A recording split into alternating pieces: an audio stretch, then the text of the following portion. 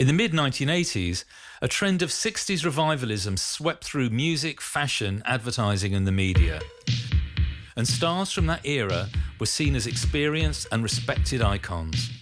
Pet Shop Boys, Neil Tennant and Chris Lowe, were among the first to approach their 60s idol, Dusty Springfield. Hi, this is Neil. Hello, this is Chris. We're the Pet Shop Boys. We wrote What Have I Done to Deserve This with a songwriter called Ali Willis. We were wondering who to record it with, and there was a woman called Nikki Slight. She said, "You're always talking about Dusty Springfield. Why don't you ask Dusty Springfield?" We just loved this idea immediately. And Dusty Springfield was approached, or her management was approached, by Tom Watkins, our manager then. And he said, "I can't get anywhere with this." And we said, in that case, we won't do it for this album. We've got enough songs. And so we had the hit with West End Girls and all the rest of it. The first album came out. I'd heard the Pet Shop Boys because I nearly had an accident on the freeway when I heard West End Girls on the car radio. Songs have that effect on me. I have to sit down and drive off freeways. I've been not in a million years thinking I'd work with them.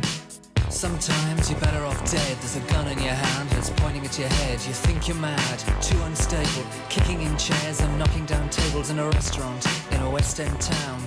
Ali Willis called me up and said, "I've got a great song that I wrote with the Pet Shop Boys and I want to get it to Dusty. Do you know where she is?"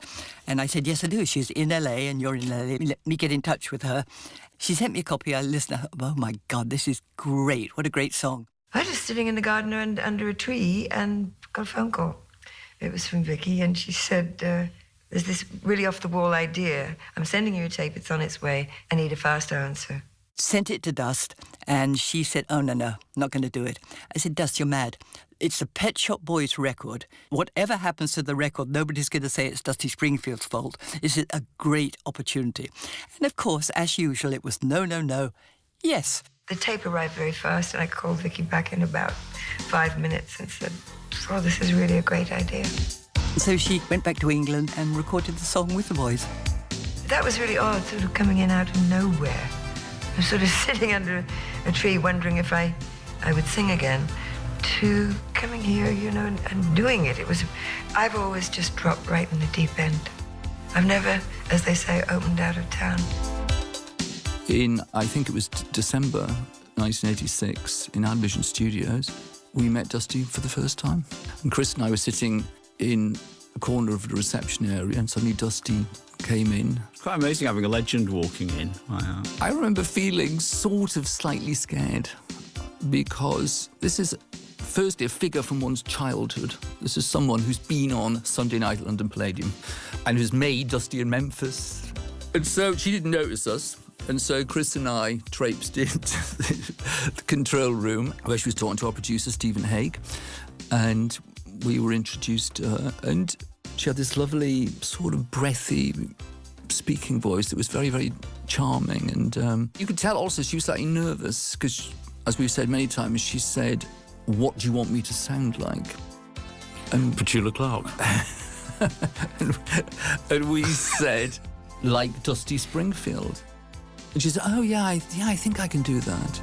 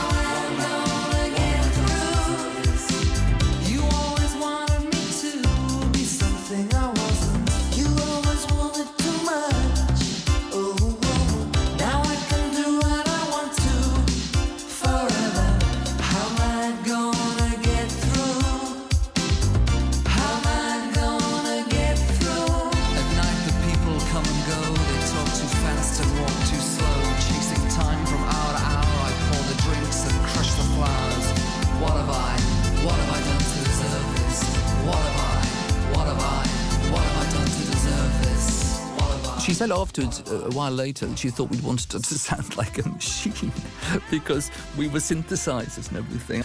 And then Chris and I had to go because we were on The Tube, which was a TV programme, which was recorded in Newcastle. And when we came back, Stephen Hague had recorded the vocal with her. That was lucky as well, because she famously records a syllable at a time. Yeah. We never heard her sing the song all the way through from beginning to end. No, never. It sounded fantastic.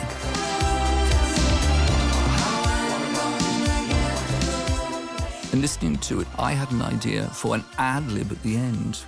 And Dusty came in and I said, oh, we should do this ad-lib. And she looked horrified because she thought she'd finished the singing.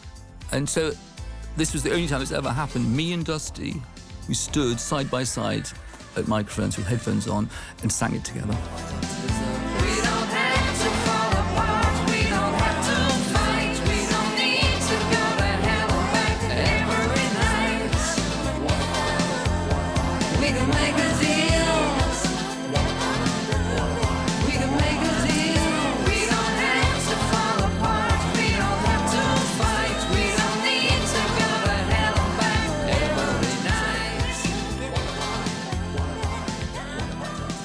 I had a vague idea who Pet Shop Boys were, but I didn't really know. Of course, when it happened, I mean, it just seemed so natural. And I really do think that has helped tremendously to keep Dusty's name in the limelight. That was the saving of Dusty, coming back to this country and recording with the boys. I'll always love them for that because they got her back here. And I felt now she's at home, she's with people that really love her, that can look after her.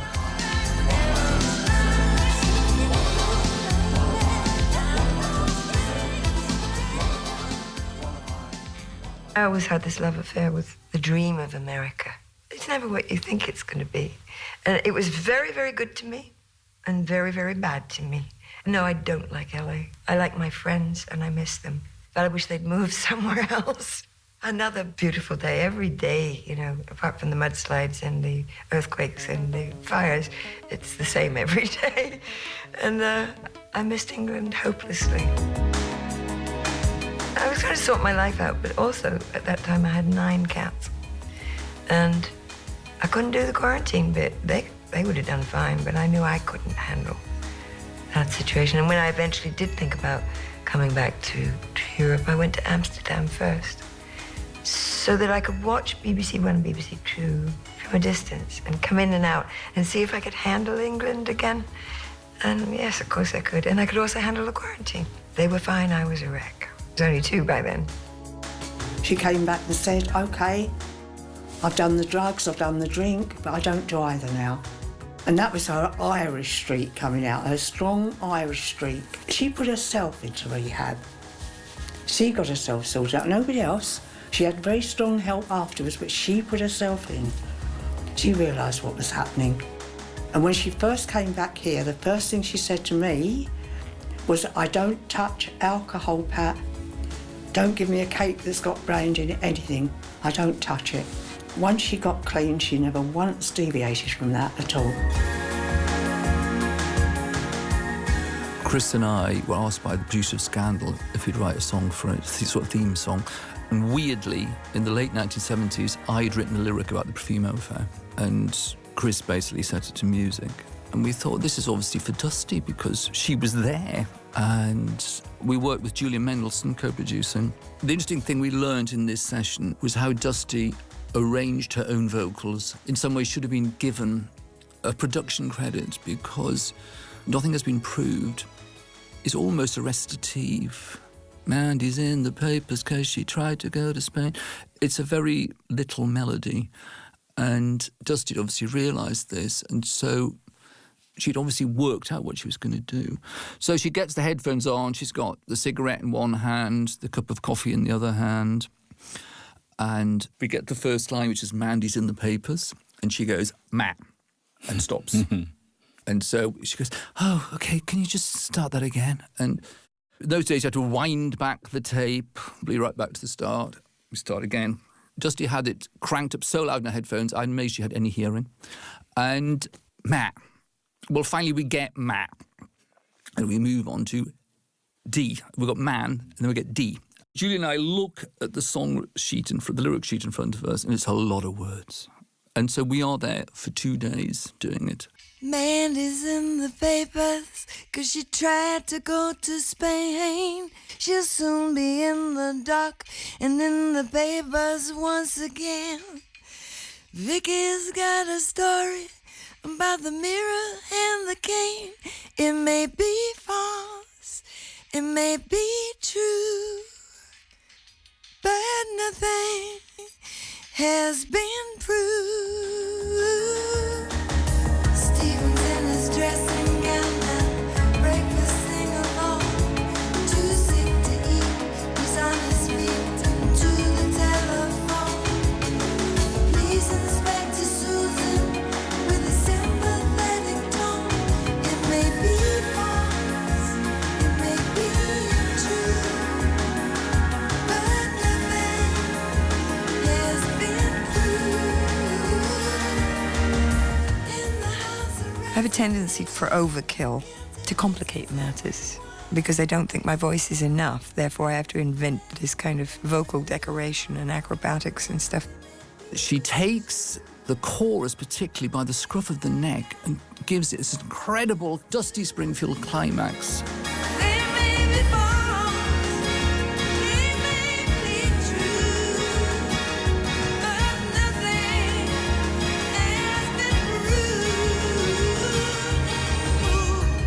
And it was breathtaking. And she put it together like a sort of pointillist painter, adding dots, really. It was done so slowly and carefully. It sounded so thrillingly Dusty Springfield.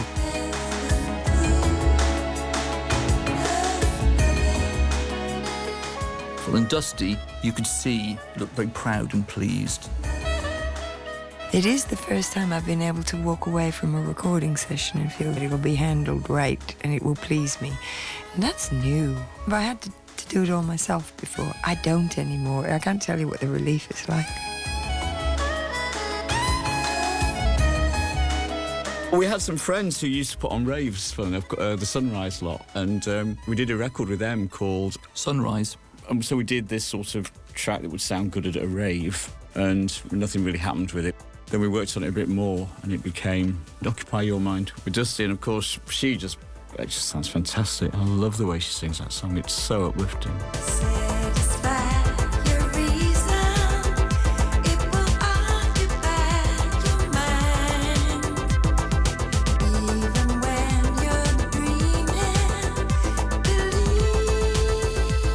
She said, Neil, is this a drug lyric? And actually, a friend of mine had given me a medieval religious text. I'd taken the lines from that. I said, no, it's religious. And she said, oh, that's fine. And she really let rip in the studio doing it. That's one of my favourite songs we've ever done, actually. In a world so confused, if you feel so refused, believe. In a life so defined, you can find time to change your mind. Believe.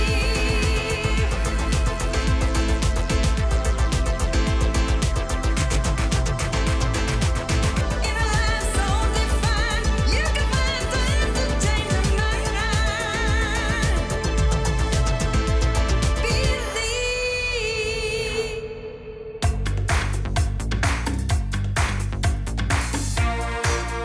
We wrote In Private with Dusty in mind, and originally it was written for Scandal, the film. Hence the lyrics about In Private and all the rest of it. We thought it was a good song. What you gonna say And that interval was so Dusty, in private? and Dusty really liked it. You still want my love? We're in this together. Dusty knew that we loved the track on Dusty in Memphis, I Don't Want to Hear It Anymore, which is monumentally brilliant. It's a girl who's in love with a guy who's being unfaithful to her, and everyone on the block knows, and you get the gossip being whispered by the backing singers. So discreet. She's so discreet. Tried to meet. Dusty said, you like that, why don't we do this on In Private? I took a backseat between. And what you gonna say in private? You still want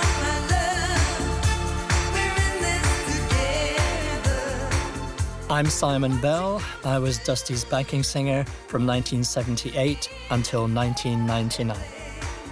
Working with her in the studio was an interesting experience for me, particularly as she was my hero. And I thought she could do anything and very easily. And she made it very hard for herself. It's well known that she would drop in a syllable or a couple of words or something. Everything was marked out very precisely. She knew exactly what she was going to do before she got there. She had little ticks above words where she was going to bend it and all of that kind of thing. I don't know any other singer who works like that. Most of them just go in and sing the song. But the difference between Dusty and most other singers, I think, is that she was a real artist. It wasn't just singing. She was putting something down that was important. She really is trying to get perfection. They're gonna want you. They're gonna love you. They're gonna make your dreams come true. They don't wanna be you. They're gonna steal you. Oh, they're gonna take my dreams away. Will you take your lover away? She didn't have any of this sort of soul snobbery about it should be a real band. She loved working with machines. She thought this was fantastic.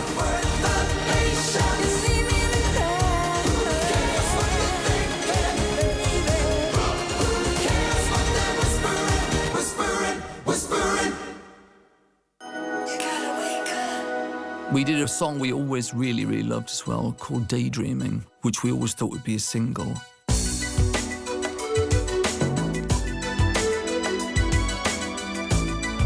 She raps really well in that. Probably the first and only time she raps. You don't commit to me, you won't make a start. You don't tell me no, you haven't got the heart. You sit in a chair or you lie in bed with a faraway stare and a swollen head. Well, listen here, my lover, I have had. And she was really thrilled. I remember her phoning up a friend in Los Angeles and playing it down the phone in the studio, saying, hey, listen to me rap. But gets up and does what it's thinking of. I can't wait another day. I can give and I can take. There's a choice you have. We always thought that should have been the next single after In Private. So many times things pass you by. Imagination running wild. You got to stop choosing right from wrong instead of daydreaming. We suspected that Dusty felt people were just seeing her at this point in her career. It's all thanks to the Pet Shop Boys. And we could sympathise that that was maybe irksome in a way. I want to catch a plane to an open space. I want to feel the sun shining on my face. But time is short and waiting is long. My patience is exhausted. I'm just not that strong. I want to see the parade. You want to watch TV, so we don't do either. It's insanity. You say there's plenty of time and life is good, so you never make your mind up. Well, you never could. When we finished those half of that album, we didn't know at the time that was it, actually. I don't even know that we even saw her again.